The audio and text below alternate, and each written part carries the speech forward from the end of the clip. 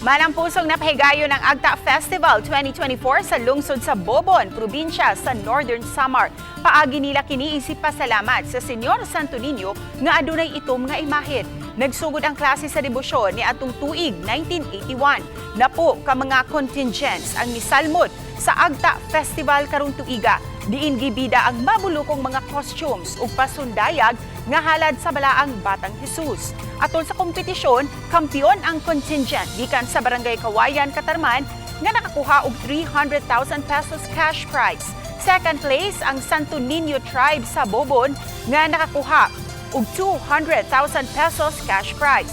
Samtang third place ang lungsod sa San Jose nga namidawat og 100,000 pesos nga cash prize. Mapasalamaton si Mayor Jing Celespara sa mainitong suporta sa mga pribadong sektor ug sa mga misaksi sa kasaulugan bisan pa man sa kainit sa panahon.